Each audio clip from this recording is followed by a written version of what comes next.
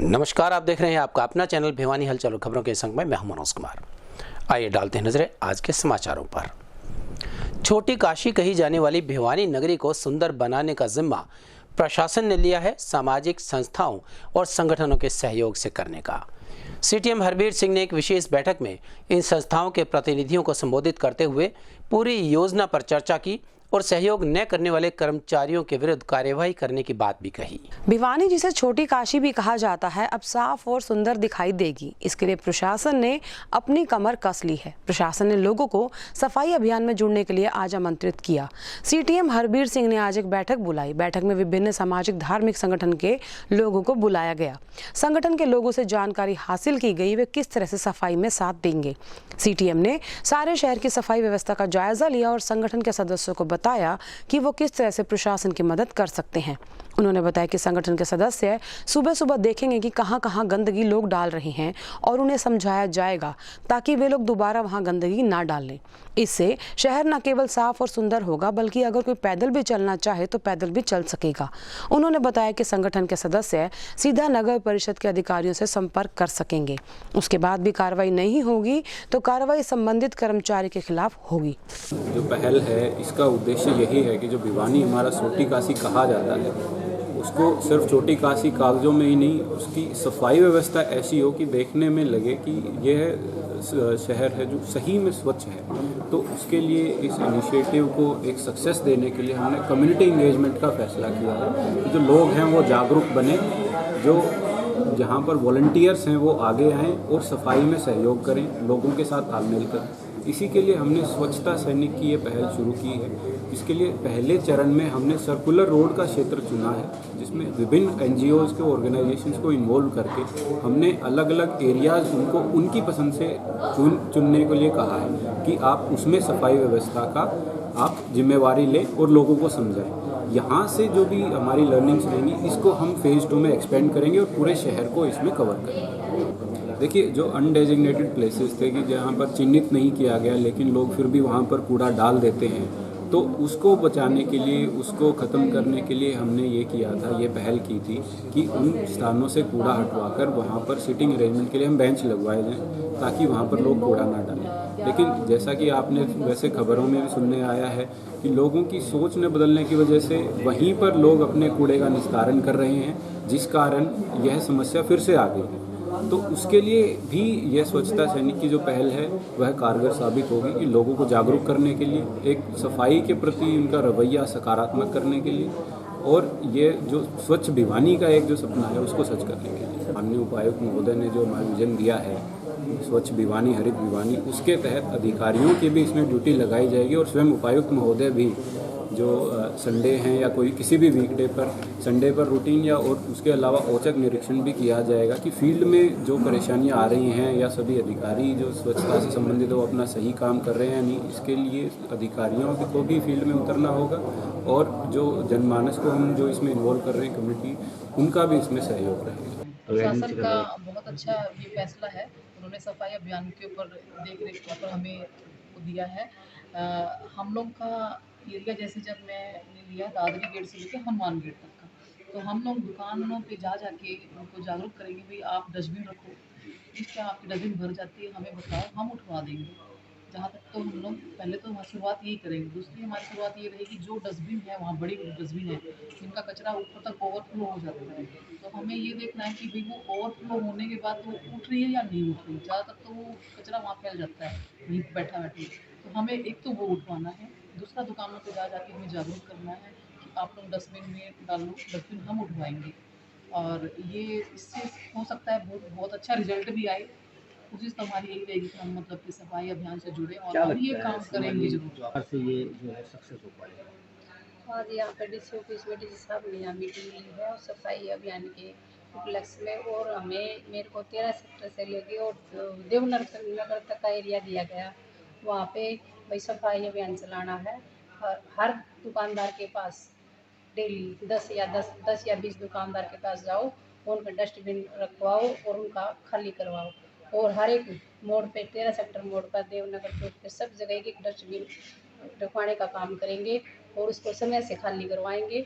और हर घर में जाके हर महिला को और पुलिस को जागरूक करेंगे कि सफाई अभियान चलाए। त्योहारों के इस मौके पर नागरिकों की सुविधा हेतु नगर परिषद कर्मचारियों ने एक बार फिर अतिक्रमण हटाओ अभियान चलाया। इस दौरान पुलिस को साथ लेकर इन कर्मचारियों ने दुकानों के बाहर रखे सामान को जब्त तो किया ही, अवैध रूप से दुकानों के आगे किए गए निर्माण को तोड़ा भी। आज नगर परिषद ने पुलिस को साथ लेकर शहर में अतिक्रमण हटाओ अभियान चलाया। इस दौरान उन्होंने शहर से दुकानों के बाहर रखे हुए बोर्डों को हटाया। साथ ही नगर परिषद कर्मचारियों ने शहर में अवैध रूप से बनाए गए निर्माण को भी तोड़ दिया। इस दौरान भारी पुलिस बल तैनात रहा ताकि कोई अनहोनी घटना ना घटे। इस दौरान नगर परिषद के सेंट्रल इंस्पेक्टर सुंदर ने बताया कि त्योहार का समय है और शहर में भीड़ भी रहेगी, इसलिए अतिक्रमण भी हटाया जा रहा है। उन्होंने बताया कि अवैध रूप से रखा सारा सामान जब्त कर लिया गया है। वहीं इस दौरान पुलिस बल की तैनाती की गई। ट्रैफिक पुलिस प्रभारी विक्रांत कुमार ने बताया कि आज अतिक्रमण हटाओ अभियान चलाया जा रहा है।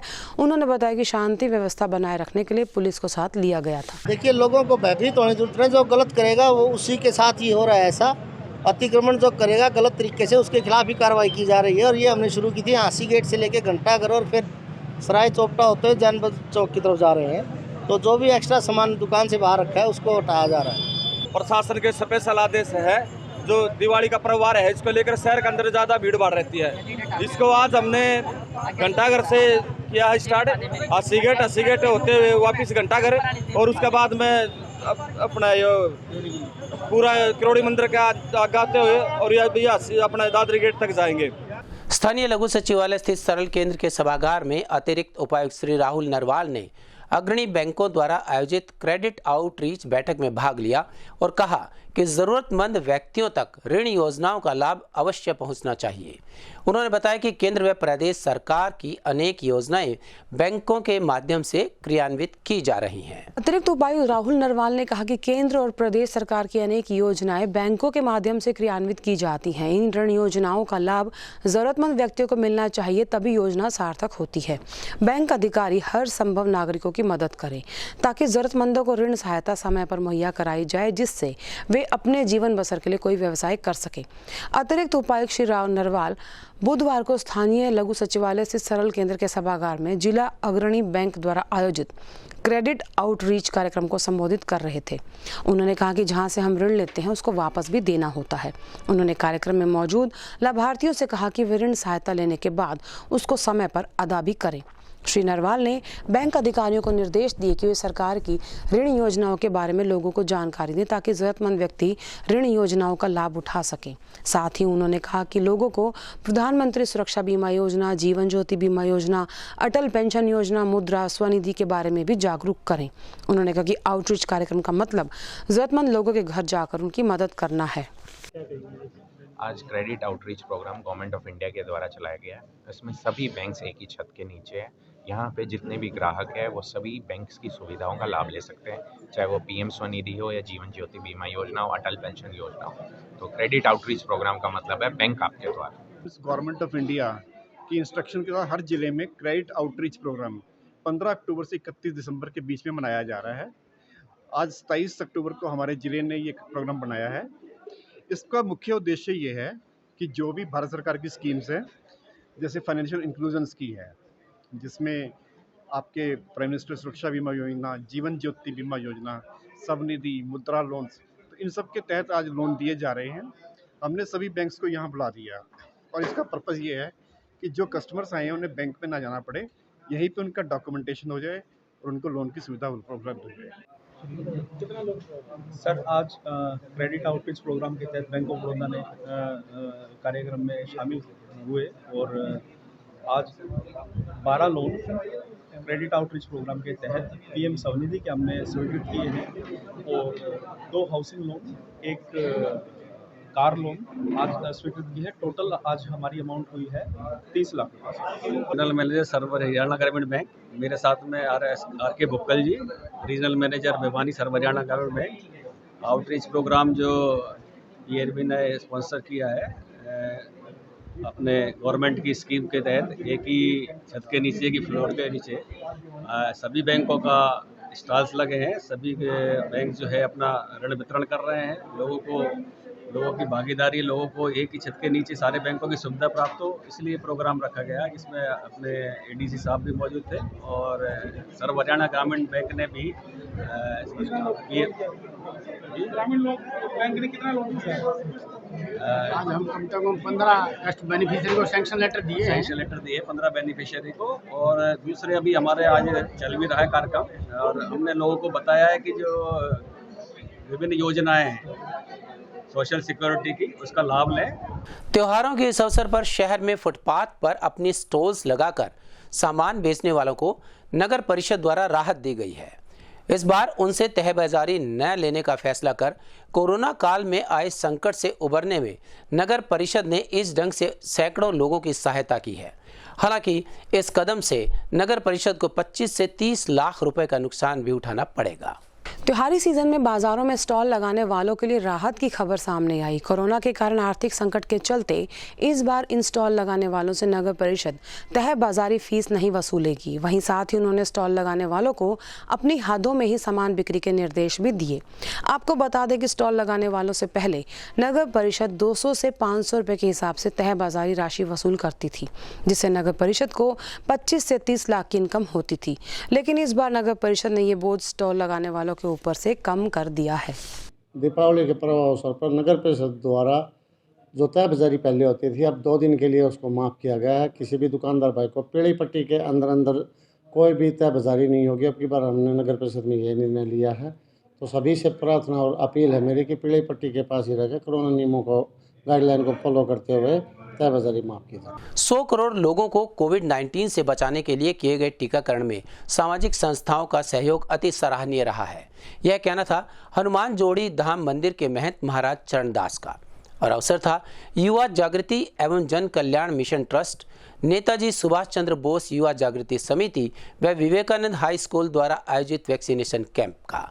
इस कैंप में करीबन 150 लोगों को वैक्सीन लगाई गई। हनुमान जोड़ी मंदिर धाम में युवा जागृति एवं जन कल्याण मिशन ट्रस्ट और नेताजी सुभाष चंद्र बोस युवा जागृति सेवा समिति और विवेकानंद हाई स्कूल के संयुक्त तत्वाधान में कोविड-19 से राहत देने के लिए टीकाकरण कैंप का आयोजन किया गया, जिसमें जिला स्वास्थ्य विभाग की टीम ने आज 150 लोगों का टीकाकरण किया। कैंप का शुभारंभ बाल योगी महंत चरणदास महाराज ने किया और कार्यक्रम की अध्यक्षता सावित्री यादव ने की। इस अवसर पर बोलते हुए बाल योगी महंत चरणदास महाराज ने कहा कि देश में 100 करोड़ लोगों ने कोविड-19 से बचने के लिए टीकाकरण कराया है, जिसके लिए देश के लोग बधाई के पात्र हैं।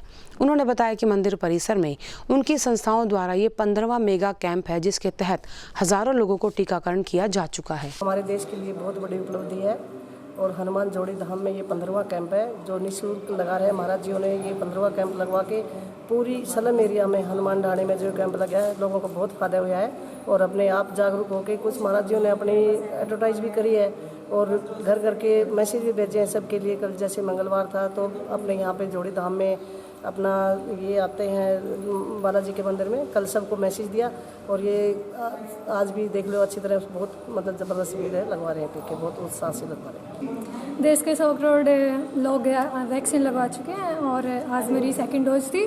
तो आज के बाद मुझे काफ़ी अच्छा फील हुआ कि मैं दोनों डोज लगवा चुकी हूँ और आने जाने में कभी भी कोई प्रॉब्लम का सामना नहीं करना पड़ेगा। बाकी अभी भी मास्क लगाना ज़रूरी है, तो भूलिएगा। अच्छा महसूस करते हैं और 100 करोड़ लोगों ने, उनमें मैं भी शामिल हूँ। बिल्कुल, जो 100 करोड़ वैक्सीनेशन का जो अभियान पूरा हुआ है उसके इसी खुशी में ताकि लोगों को कोई लोग वंचित ना रहें, सब लोगों को टीका लगे, क्योंकि तीसरी लहर का जो प्रकोप है उससे बचने के लिए, क्योंकि अनेक देशों में इस प्रकार की लहर फिर आ चुकी है, हमारे देश में लहर ना आए तो हम सब ने मिलकर के प्रयास करना है कि वो टीके से वंचित ना रहे, हर आदमी वैक्सीनेशन लगवाए। के माध्यम से बैनर तले श्री हनुमान जोड़ी धाम में आज ये 15वां जो कैंप है और 3 दिवसीय ये जो वैक्सीनेशन पूरा होने के बाद में जो 100 करोड़ का वैक्सीनेशन हुआ है उस खुशी में एक भव्य आयोजन का कार्यक्रम किया गया है और यहाँ हमने प्रचार के लिए भी एक ई रिक्शा को छोड़ा हुआ है ताकि सब लोग उसका जो उसके वंचित ना रहे, सब लोग टीकाकरण करवाएं।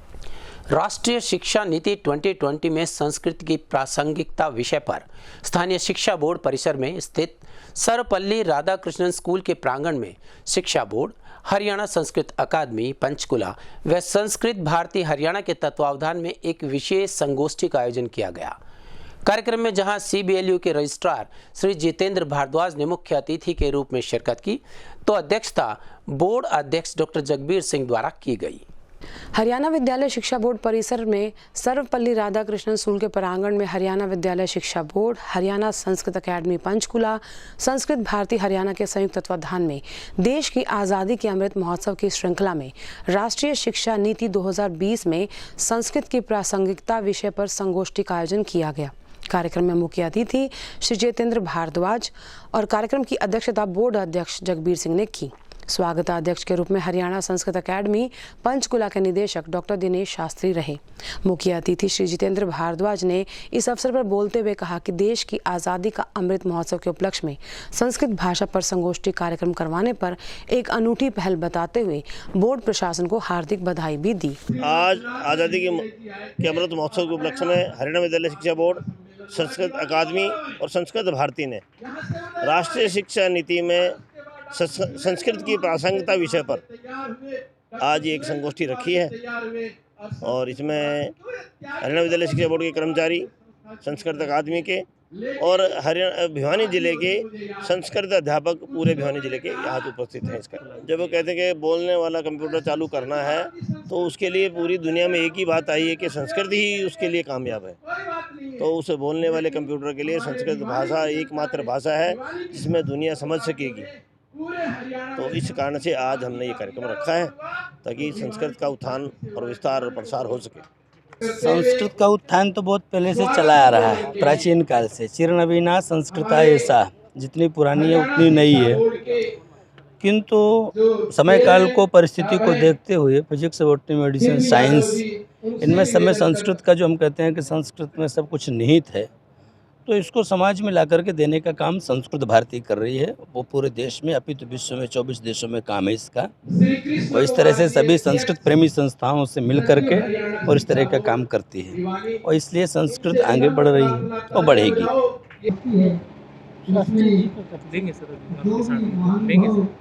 तो हरियाणा विद्यालय शिक्षा बोर्ड में संस्कृत भारती के साथ मिलकर के जो आयोजन आज किया गया है, इसमें संस्कृत के जो अनुरागी महानुभाव हैं वो यहाँ इकट्ठा हुए हैं और हरियाणा में संस्कृत के प्रचार प्रसार के लिए, हरियाणा में संस्कृत शिक्षा को बढ़ावा देने के लिए आज यहाँ विचार विमर्श करेंगे। राष्ट्रीय शिक्षा नीति 2020 में भी संस्कृत शिक्षा के बढ़ावा देने के लिए जो सुझाव दिए गए हैं, उन सुझावों पर भी इस सम्मेलन में विचार किया जाएगा और हरियाणा विद्यालय शिक्षा बोर्ड की इस संस्कृत शिक्षा को बढ़ावा देने में महत्वपूर्ण भूमिका हो सकती है। उनके प्रयासों से हम सब मिलकर के इस उद्देश्य में सफल होंगे, ऐसा मेरा विश्वास है। शुरुआत तो आज परिपक्व होकर के आपके सामने है।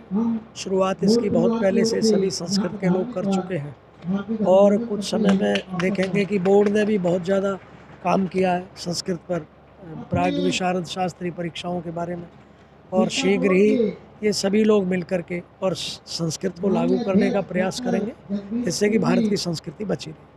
आज़ादी का अमृत महोत्सव मनाने की श्रृंखला में नगर के पंचायत भवन में जिला स्तरीय रंगोली प्रतियोगिता का आयोजन किया गया।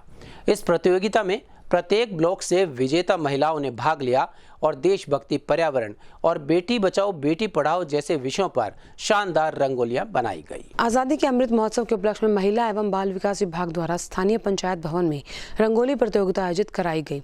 जिला कार्यक्रम अधिकारी दीपिका बजाज ने जानकारी देते हुए बताया कि जिला स्तरीय प्रतियोगिता में प्रत्येक ब्लॉक से विजेता महिलाओं ने भाग लिया। उन्होंने बताया कि प्रतियोगिता में महिलाओं ने बेटी बचाओ बेटी पढ़ाओ, पर्यावरण संरक्षण, देशभक्ति के भावों को रंगों से उकेरा। उन्होंने बताया कि प्रतिभागियों ने एक से बढ़कर एक शानदार रंगोली बनाई। पेंटिंग में भिवानी शहरी क्षेत्र से बबीता ने दूसरा और बहल से सीमा ने तीसरा स्थान हासिल किया, जबकि सिवानी से मीनू ने पहला स्थान हासिल किया। रंगोली कंपटीशन हमारे महिला एवं बाल विकास विभाग द्वारा किया गया था, जिसमें जो हमारा इन दिनों में आज़ादी का अमृत महोत्सव चल रहा है, 75 ईयर्स ऑफ आवर फ्रीडम, उसके तहत मनाया गया था। इससे पहले हमने ब्लॉक लेवल पे, जो हमारे पूरे सभी ब्लॉक हैं 9 ब्लॉक, उनमें ब्लॉक लेवल का कंपटीशन करवाया था, जिसमें हमारी आंगनवाड़ी वर्कर, महिलाएं, स्कूल कॉलेज की बच्चियों ने पार्टिसिपेट किया था। उनमें से जो हमारे प्रतिभागी विनर्स थे, उनकी हमने फिर डिस्ट्रिक्ट लेवल पे करी थी। जिसमें कम से कम 18 से 20 प्रतिभागियों द्वारा भाग लिया गया और जो भी हमारे विनर्स थे उन्हें इनाम दिया गया और उन बच्चियों को इस जो हमारे विभाग की स्कीम्स चल रही हैं उनके बारे में समझाया गया और आज़ादी का अमृत महोत्सव जो चल रहा है, जो कि 15 अगस्त 2023 तक अब चलाया जाएगा, उसके अंदर जो भी विभिन्न कार्यक्रम किए जाएंगे उसके बारे में बच्चियों को और वहाँ उपस्थित सब लोगों को जानकारी दी।